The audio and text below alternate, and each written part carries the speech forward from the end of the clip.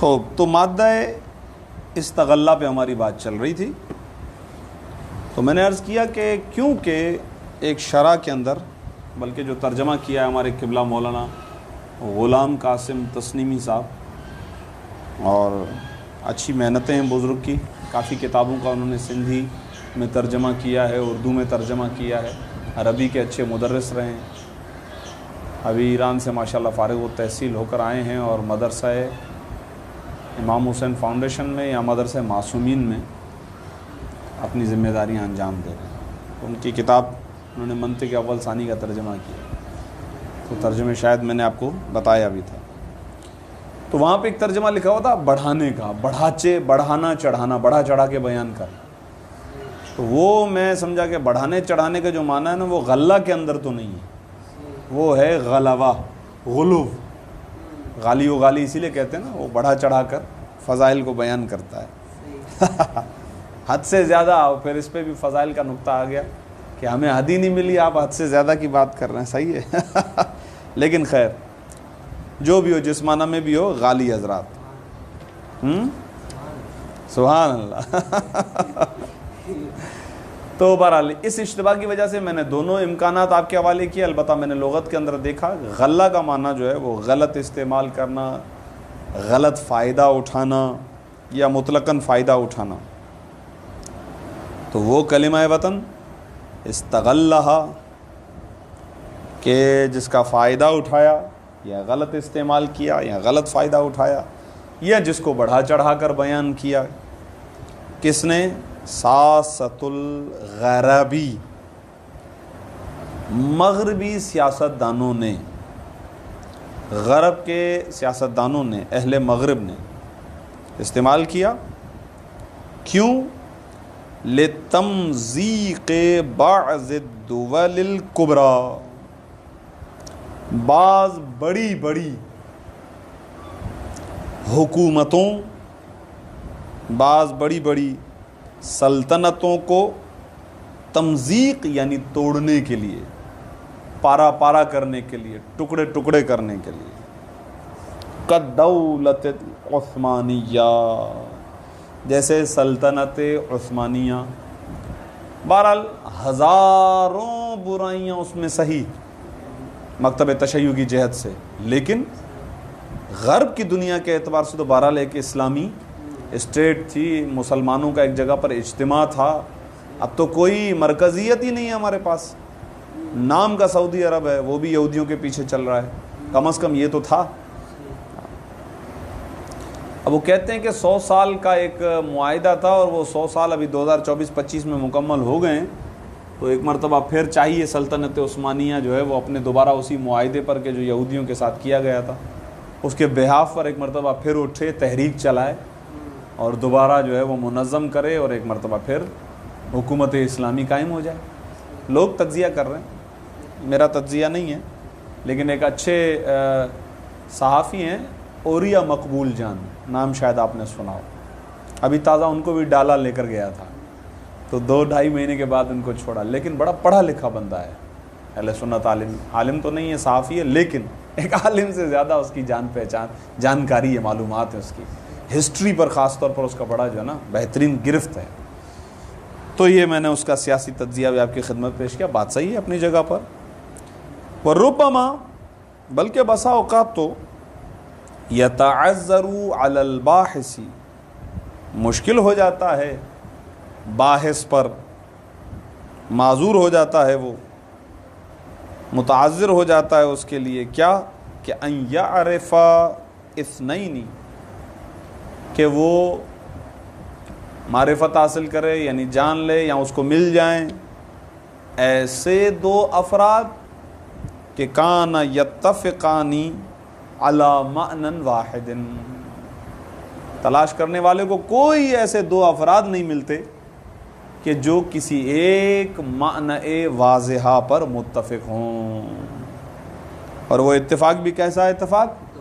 کل الاتفاق، مکمل اتفاق. ایک کلمے کی بنسبت یوم ظہور ہذہ الکلمۃ فی قاموس النہضۃ الحدیثۃ، اس کلمے کہ ظہور پذیر ہونے کے دن، یعنی جس دن وہ کلمہ ظاہر ہوا ہے، فی قاموس النہضۃ الجدیدہ، رائج اور جدید لغت میں. فرض کریں یہ کلمہ آج اس وقت رائج اور جدید جو لغت ہے اس کے اندر جب یہ ظاہر ہوا ہے تو اس معنی میں ہوا ہے. اس معنی پر کوئی اتفاق دو افراد کا باحث کو نظر نہیں آتا، اسے نہیں ملتا ہے.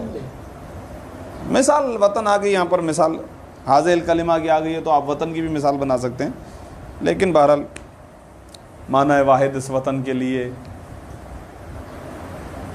یہاں بات عمومی، کلمہ تو وطن تو بطور مثال آ گیا. تو فما ہی ممیزہ، نہضہ یعنی رائج، جدیدہ، صحیح ہے. فما ہی ممیزات الوطنی، تو کیا ہے وطن کے ممیزات؟ لفظ وطن، ہاں جنس و فصل تو بتائیں. صحیح ہے، ہاں صحیح ہے، یعنی تمیز ہو جائے کئی ایک معانی سے اس کی. فما ہی ممیزات الوطنی، بھائی تو پھر کیا ہیں وطن کے ممیزات؟ اہی اللغت، آیا ممیزات وطن میں لغت ہے؟ اہیا، یہ ممیزات لغت ہے، یعنی لغت کی بنیاد پر وطن طے ہوگا. ام لہجتھا، یا لہجے کی بنیاد پر وطن طے ہوگا. مفہوم بھی یہ ساتھ ساتھ عرض کرتا ہوا چل رہا ہوں. یعنی جہاں جہاں تک فرض کریں اس لہجے میں گفتگو کی جا رہی ہے، یہ ایریا جو ہے فرض کریں وطن ہے. کیا یہ ہے؟ ام اللباس، یا آیا لباس جو ہے وہ ممیزات وطن میں ہے؟ ام مساحت الارضی، یا زمین کی مساحت، یعنی کوئی باؤنڈری، کوئی ناپ کہ بھئی اتنے فٹ، اتنے ایریا، اتنا رقبہ. مساحت کے لیے یہ لفظ استعمال کیے جائیں گے، اتنے کلومیٹر،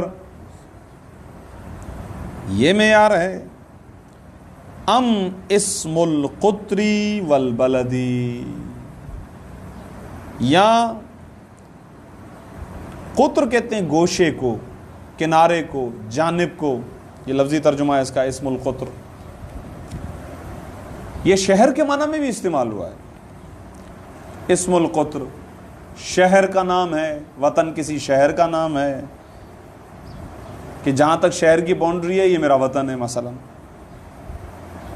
اچھا یہ بھی شرعی مسائل میں استعمال ہوتا ہے. مسافر کے جو مسائل ہیں نا، تو وطن وہاں پر شہر کے معنی میں استعمال ہو جاتا ہے. یہ آپ کا وطن ہے.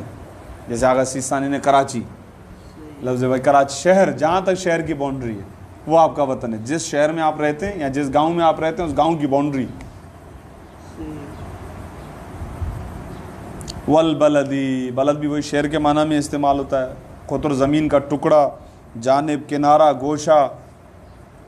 کیا ہے وطن؟ بلکہ کل ھذا غیر مفہوم،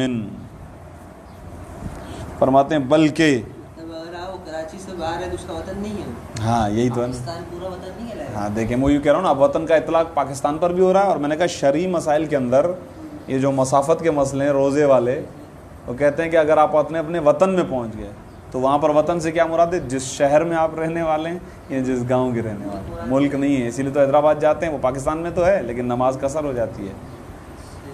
بلکہ آپ تو خراسان گارڈن بھی جاتے ہیں تو نماز قصر ہو جاتی ہے. صحیح ہے. کراچی ہے، اس کے لیے آج کل کیا مسئلہ بیان کیا جا رہا ہے عرفی طور پر؟ بھائی بحریہ کراس کریں.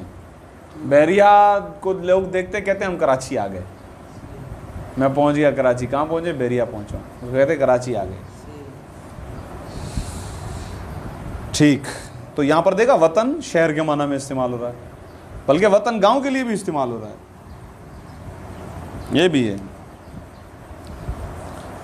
بل کل ھذا غیر مفہوم حتی الآن علی وجہ تتفق علیہ جمیع الناس والامم، بلکہ یہ سب کے سب غیر مفہوم، یعنی سمجھ میں نہ آنے والی چیز، بلکہ یہ سب کے سب غیر مفہوم، یہ ابھی سمجھ میں نہیں آئی ہیں، ابھی تک سمجھ میں نہیں آئی، حتی الآن یعنی ابھی تک واضح نہیں ہوئی ہیں، سمجھ میں نہیں آئی ہیں، یہ سب کے سب ابھی تک غیر مفہومہ ہیں۔ غیر مفہومہ یعنی کب تک مفہومہ ہوں گی؟ علی وجہ، غیر مفہومہ اس جہت پر، اس طرح سے، اس طریقے پر کہ تتفق علیہ، کہ متفق ہو جائیں اس پر، جمیع الناس والامم، تمام لوگ اور تمام امتیں جمع ہو جائیں۔ ایک طرف تو یہ حالت ہے، اور دوسری طرف ہم دیکھ رہے ہیں کہ وطن کے لیے لوگ لڑ بھی رہے ہیں۔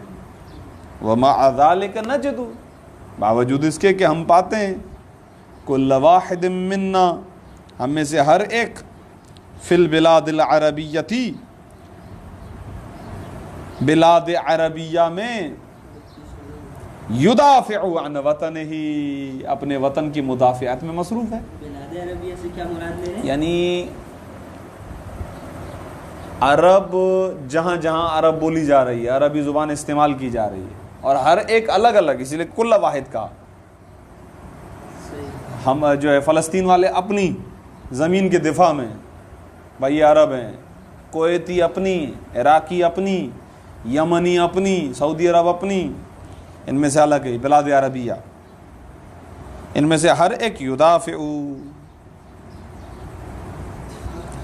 عن وطن ہی، اپنے وطن سے دفاع کر رہا ہے، یعنی اپنے وطن کی مدافعت میں مصروف ہے۔ تو فَلِمَاذَا لا تكون البلاد العربیۃ ام البلاد الاسلامیۃ کلھا وطنا واحدا، تو پھر کیوں نہیں ہو جاتے بلاد عربیہ اور بلاد اسلامیہ سب کے سب ایک وطن؟ فلماذا، تو پھر کیوں نہیں ہوتے بلاد عربیہ یا پھر بلاد اسلامیہ، چلیں بھئی اسلامی جہت رکھ لیں، وہ سب کے سب ایک وطن کیوں نہیں ہو جاتے؟ جب سب کے سب ہی دفاعی کر رہے ہیں، ایک کیوں نہیں ہو جاتے؟ ہو جائیں، آپ سب یہی کہیں گے ہو جائیں، صحیح ہے، میں نے بھی ابھی یہی کہا تھا اور تجزیہ بھی پیش کیا تھا ابھی آپ کی خدمت میں، صحیح ہے۔ فَمِنَ الْوَاجِبِ، اب آ رہے ہیں حل کی طرف، آپ کی خدمت میں مسائل کو پراگندہ کرنے کے بعد حل ہے۔ یدافع، تو یدافع باب مفعول ہے، دو کے درمیان ہوتا ہے، ہاں، تو ایک بندہ مطلب نہیں، ثلاثی مجرد کے معنی میں بھی استعمال ہوتا ہے، صحیح ہے، وہ کیا ہے؟ قاتل اللہ، ہاں، فَمِنَ الْوَاجِبِ عَلَى مَنْ أَرَادَ الْاشْتِغَالَ بِالْحَقَائِقِ أَنْ يَفْرُغَا، یہ ان یفرغ مبتدا مؤخر، فمن الواجب خبر مقدم، پس لازمی ہے، فمن الواجبی لازم ہے، واجب امر میں سے ایک امر ہے یہ، ان یفرغ یعنی وہ تمام کر دے۔ اب یہ تمام ہے کس پر؟ واجب، اب پڑھ رہا ہوں، پہلے میں نے کہا جملے کا خلاصہ بنا لو، صحیح ہے۔ فمن الواجب ان یفرغ، تمام کرنا واجب ہے، مکمل کرنا واجب ہے، کس شخص پر؟ علامن، اس شخص پر کہ اراد الاشتغال بالحقائق، جو حقائق میں مصروف ہونا چاہتا ہے، جو حقائق میں مشغول ہونا چاہتا ہے، جو فتنہ نہیں چاہتا، جو فساد نہیں چاہتا، جو انتشار نہیں چاہتا، مسائل کو حل کرنا چاہتا ہے، نتیجے پہ پہنچنا چاہتا ہے، بس جو حقائق میں مشتغل ہونا چاہتا ہے، ارادہ اس کا یہ ہے، تو جس کا بھی ارادہ ہے من فی المشاکلی، اب پھر بیچ میں جو وہ عبارت ہے اس کو میں نے کاٹا، صحیح ہے، ٹھیک، دوبارہ، علی من اراد الاشتغال بالحقائق، اس شخص پر کہ جو یہ ارادہ رکھتا ہے، کیا؟ الاشتغال بالحقائق، حقائل میں مشتغل ہونے کا، مصروف ہونے کا۔ کیوں کرتا ہے یہ ارادہ؟ لِأَلَّا يَرْتَطِمَ، تاکہ وہ دھنس نہ جائے، پھنس نہ جائے، دونوں صحیح ہیں، صحیح ہے، کیونکہ لغت میں اس کا معنی ہے دلدل میں دھنس جانا، تو وہی ہوتا ہے مشکلات میں پھنس جانا۔ لِأَلَّا يَرْتَطِمَهُ وَالْمُشْتَغِلُ مَعَهُ، تاکہ وہ اور جو شخص اس کے ساتھ مشغول ہے یہ دونوں کے دونوں پھنس نہ جائیں فی المشاکل، مشاکل یعنی ہم شکل معانی یہاں پر مراد ہیں، کئی معنی ہے نا، تو اسے چاہیے کہ جو بھی یہ کرنا چاہ رہا ہے اب اسے کرنا کیا ہے، وہ اب آ رہا ہے، معانی اس کے سامنے بہت زیادہ ہیں، ان کو یہ کہا جا رہا ہے مشاکل، مشکلات میں پھنس گیا، معانی مشکلہ، ہم شکل معانی، ان میں وہ اور اس کے ساتھ جو مشتغل ہے وہ پھنس نہ جائیں، اس کے لیے اسے کیا کرنا چاہیے، ان یفرغا، کہ وہ تمام کرے، وہ مکمل کرے، وہ فراغت کرے، مفردات مقاصد ہی، یہ ہی کی ضمیر وہی من کی طرف پلٹ رہی ہے، اپنے مقاصد کے مفردات کو، مفردات یفرغا کا فاعل، یعنی جس لفظ سے اس کا قصد پڑ گیا، اس کا واسطہ پڑ گیا، وہ لفظ مفردات کہلائیں گے، جو بھی الفاظ ہیں،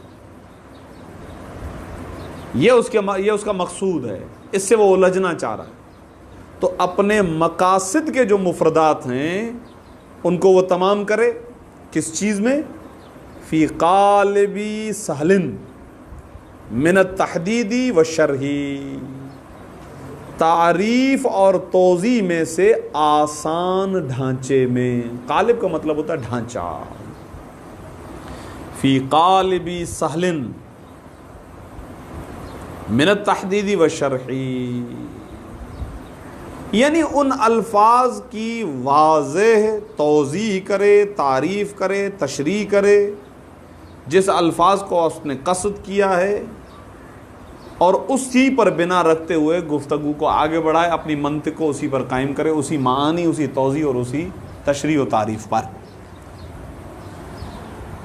ٹھیک، اس سے کیا ہوگا، اس کے بعد والے مسائل آسان ہو جائیں گے، ورنہ سمجھتے رہیں گے، لڑتے رہیں گے، یہ اپنی بات کرتا رہے گا، وہ اپنی بات کرے، پہلے طے کیا جاتا ہے سرکار، جیسے میں نے سب سے پہلی مثال جو دی تھی گزشتہ درس میں، صحابی کا معنی کیا ہے، پہلے ہم یہ طے کریں، اب جب معنی طے ہو جائے گا تو طے ہو جائے گا یہ صحابی ہے یا صحابی نہیں ہے، وَإِلَّا آپ گناہگار کو قاتل کو بھی فرض کریں، تعریف واضح ہو جائے گی تو پھر گناہگار کو، قاتل کو، خاطی کو، ظالم کو صحابیت کی فہرست آپ نکالیں، پھر یہ نہیں کہیں گے کہ جو ہے صحابی کل کے کل جو ہیں وہ عدول ہیں، صحیح ہے، پہلے طے تو کریں صحابی کہتے کس کو ہیں، صحابی کی تعریف واضح ہونی چاہیے، یہ چیز لغت میں کس معنی میں استعمال ہوا ہے اور شریعت اسلامی میں کس معنی میں استعمال ہوا ہے، حقیقت و مجاز ہے یا نہیں ہے، یہ ساری چیزیں طے کریں گے ہم پہلے، اس کے بعد ہم کریں گے اس کی تعریف جب ہو جائے گی، جامع الافراد جو معنی اغیار ہو جائے گی، تو اس کے بعد اس پر بنا رکھتے ہوئے پھر ہم منطقی بحث کریں گے،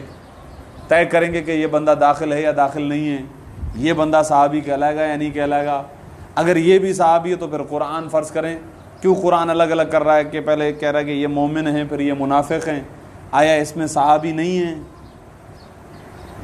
یہی ساری چیزیں اس کے اندر آئیں گی نا۔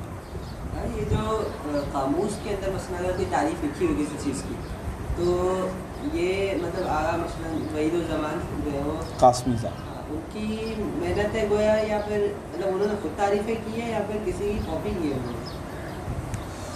دیکھیں لغت میں جو چیز دیکھی جاتی ہے وہ دیکھی جاتی ہے اجتماع کو ملوذ نظر رکھا جاتا ہے، اجتماعی کو، غیر اپنی طرف سے نہیں کریں گے، ایک تو یہ کہ اہل عرب اس پہ دقت یہ کرتے ہیں کہ میچ کرنا بہت مشکل ہے، کہ میں اب اس کو اردو میں ڈھالنا چاہ رہا ہوں نا، تو آیا عربی والے بھی اسی معنی کو جس کو ہم اردو میں یہ کہتے ہیں عربی یہی کہتے ہیں، اس پہ تحقیق ہے ان کی، اس تحقیق کے لیے ظاہر ہے کہ مختلف لغتوں کا سہارا لینا پڑتا ہے، قدیمی لغتوں کا سہارا بھی لینا پڑتا ہے اردو کے اندر، تو ظاہر ہے ایک طرح سے یہ نقل ہے لیکن تحقیق کے ساتھ ہے، مطلب ایسا نہیں کہ گویا ان سب لوگ بیٹھے ہیں اس میں مطلب یہ صاحب بھی ہو وحید الزمان، تو نہیں ایسا نہیں ہے، ایسا نہیں ہے، بلکہ انہوں نے بنائی ہو، ایسے تحقیقات سب کی سامنے، تحقیقات جو پہلے ہو چکی ہیں اس کو ہی اور آسان زبان میں بیان کی ہے، اس طریقے سے یہ ہے۔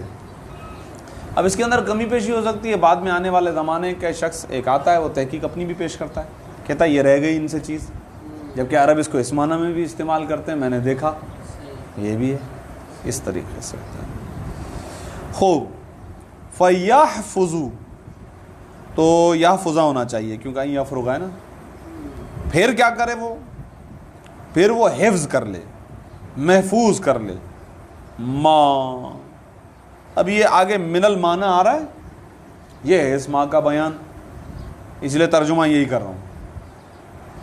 پھر وہ مفردات جن کو اس نے تمام کرنا ہے، ان مفردات کے وہ معنی کہ یدورو فی خلدہی، یعنی وہ معنی کہ جو گھوم رہی ہے، فی خلدہی یہاں پر خلد سے مراد ہے ذہن، اس کے ذہن میں جو معنی گھوم رہی ہے اسے محفوظ کرے۔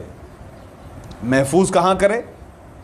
فی آنیت من الالفاظ، بڑی بہترین عبارت استعمال کی آقا نے یہاں پر، بھائی آقا نے بڑا کام کیا یہاں پر۔ آنیہ کہتے ہیں برتن کو، ہاں، فی آنیت من الالفاظ، الفاظ کے ایسے برتنوں میں، وافیت بہی، کہ جو الفاظ وفا کرنے والے ہوں، بہی اس معنی کے ساتھ۔ یہ وافیہ صفت الفاظ ہے اور بہی کی ضمیر معنی کی طرف پلٹ رہی ہے، صحیح؟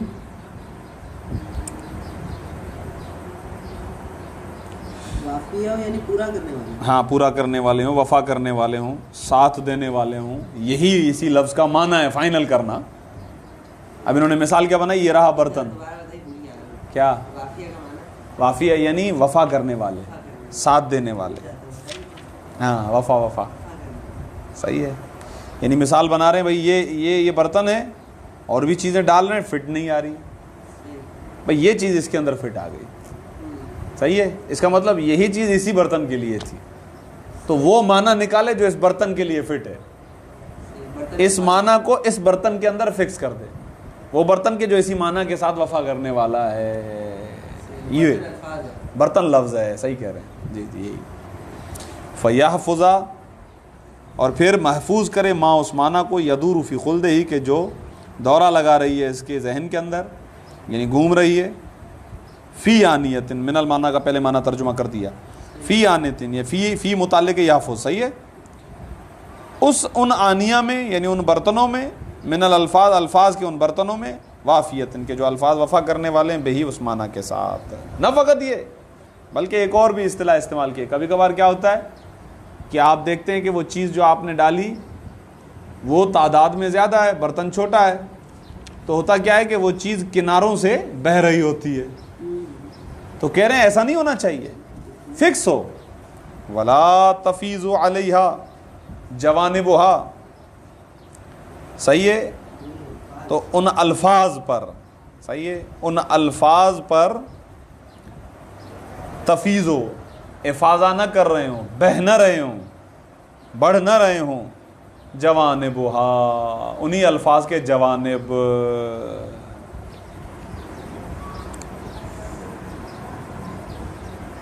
واضح؟ یعنی طے کر لیں 100%، بالکل واضح ہو جانا چاہیے کہ یہ لفظ ہے اور یہ اس کا معنی ہے، پھر اسی پر بنا رکھے۔ کیوں کرنا ہے ایسا؟ لِيَنْقُلَهُ إِلَى ذِهْنِ السَّامِعِ أَوِ الْقَارِئِ كَمَا كَانَ مَخْزُونًا فِي ذِهْنِهِ بِالضَّبْطِ، تاکہ یہ اس معنی کو منتقل کرے إِلَى ذِهْنِ السَّامِعِ، سامع کے ذہن کی جانب، أَوِ الْقَارِئِ، یا قاری کے، یہاں پہ لکھ لے گا صحیح معنی کو تو قاری تک بھی صحیح معنی پہنچے گی، قاری کے ذہن تک، کما اسی طرح، کان مخزونن، جیسے کہ یہی معنی محفوظ تھا، مخزونہ تھا یعنی محفوظ تھا، فی ذہنی، اس کے ذہن میں، بالضبط، ضبط کے ساتھ، فکس تھا، بغیر شک و شبے کے، جیسے واضح ہو گیا کہ تمام معانی کے اندر یہ معنی واضح ہو گیا، جیسے اس کے ذہن کے اندر فکس ہے اسی طریقے سے دوسرے کے ذہن کی طرف فکس کرے، یعنی اس کی طرف منتقل کرے۔ وَعَلَى هَذَا، اب بڑھنا قدم تو اب آگے بڑھے گا، وہ کیا ہے؟ وَعَلَى هَذَا الْأَسَاسِ، الاساس المتین، اسی مضبوط بنیاد پر، متین یعنی مضبوط طاقتور، اسی مضبوط اور طاقتور بنیاد پر یبن التفکیر السلیمہ، بنا رکھے تفکیر سلیم کی، یعنی اب منطق کی بنیاد اس پر رکھے۔ ایک طرح سے دیکھا جائے تو مباحث الالفاظ، مباحث الدلالہ، اس پوری بحث کا نچوڑ ہے اس تمہید کے اندر، پورا نچوڑ ہے اس کے اندر۔ ہاں، مباحث الالفاظ، دلالت بھی ہو جائے گی نا، ورنہ ظاہر ہے دلالت ہوگی نہیں، یہ طے ہے، صحیح ہے۔ تو ساری چیزیں اس کے بعد منطق سمجھ میں آئے گی، یعنی اب اپنی منطقی بنیاد جو ہے وہ اسی اساس متین پر رکھے۔ وَلِأَجْلِ أَن يَتَغَلَّبَ الْإِنسَانُ، وہی مطلب دوبارہ سے بتا رہے ہیں، ہاں، 2-4 لفظوں میں، جس کو آپ 6-7 مہینے لگے۔ عَلَى قَلَمِهِ وَلِسَانِهِ وَتَفْكِيرِهِ، اور اس خاطر کہ انسان اپنے قلم، اپنے لسان اور اپنی تفکیر پر غلبہ پیدا کرے، غلبہ پیدا کرنے کی خاطر انسان کا اپنے قلم و لسان و تفکیر پر غلبہ پیدا کرنے کی خاطر لابد، ضروری ہے۔ کیا ضروری ہے؟ لہو، اس انسان کے لیے، من معرفت اقسام تعریفی، تعریف کی اقسام کی معرفت، و شروط ہی، تعریف کی شروط، و اصول ہی، تعریف کے اصول، و قواعد ہی، اور اس تعریف کے قواعد کی معرفت ضروری ہے۔ کیوں؟ لیستطیع، تاکہ وہ مستطیع ہو جائے اس بات پر کہ ان یحتفظ، کہ وہ محفوظ کر لے، فی ذہنی، اپنے ذہن کے اندر، بالصور الواضحتی، واضح تصویروں کو۔ کس چیز کی تصویریں؟ للاشیاء اولاً کا تعلق جو ہے ان یحتفظ سے، کہ اولاً تو وہ محفوظ کر لے اپنے ذہن کے اندر اشیاء کی واضح صورتوں کو، اور پھر ثانیاً وہ مستطیع ہو جائے اس بات پر کہ ان ینقلھا، کہ یہ ان صورت واضحہ کو منتقل کرے الی افکار غیرہ صحیحتاً، اپنے غیر کے افکار کی جانب صحیح طور پر۔ ثانین کا ترجمہ میں نے پہلے کر لیا، بس فہذہ حاجتنا، صحیحتاً یہ اس لیے کہہ رہا ہوں کیونکہ یہ بعد میں جو نسخے ہیں اس کے اندر جو ہے اس کی تصحیح کی گئی ہے۔ کہتے ہیں کہ پچھلے نسخوں کے اندر غیر ہی میں ہا کی ضمیر نہیں تھی، اور افکار غیر صحیحۃ تھا، لیکن اب اس کی جو نا وضاحت کی گئی ہے، صحیح طور پر اپنے افکار کو غیر تک پہنچانا، نہ یہ کہ افکار غیر صحیحہ کو پہنچانا، وہ تو غلط ہو جائے گا نا، اسی لیے صحیح ہے۔ فہذہ حاجتنا، پس یہ ہے ہماری حاجت، لمباحث التعریفی، تعریف کے مباحث کے لیے، یہ تھی ہماری حاجت۔ صلی اللہ علی محمد وآل محمد وعجل فرجہم۔ جزاک اللہ، صحیح کہا آپ نے۔